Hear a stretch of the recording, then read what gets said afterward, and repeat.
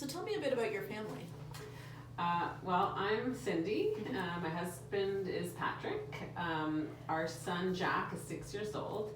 And we have a younger son named James who's 3. Jack is the one that was diagnosed with ODD, which is oppositional defiant disorder, just last year. My parents live 20 minutes away, which is great, and they really help out a lot. My husband's parents live 3 hours north of the city, so they come to birthday parties and holidays and stuff, but they're not here that often. My sister lives an hour away from us, and she has 3 kids of her own, and so the cousins are pretty close and good friends. Patrick's sister lives in England with her husband and 2 kids, and we've been over there to visit them a couple times. Oh, nice. Since Jack was born. And then my husband has a brother that lives in the city, and he's been a great uncle to the boys. Family's really important to Patrick and I, and we want the boys to grow up close to all their relatives. So Yeah, excellent. Yeah. That's good. And tell me more about Jack. How would you describe him? Well, we first noticed that he was always really quick to get angry. He argued with us almost as soon as he was able to talk.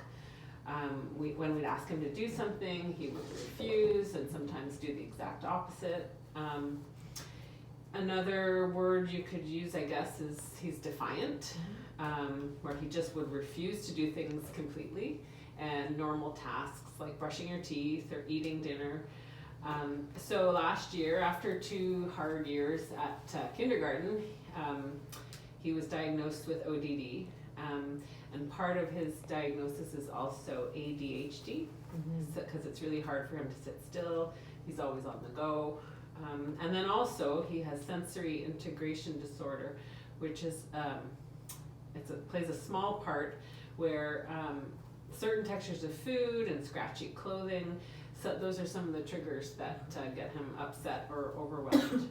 But those things don't define him. We don't think. He's actually a really sweet, loving child.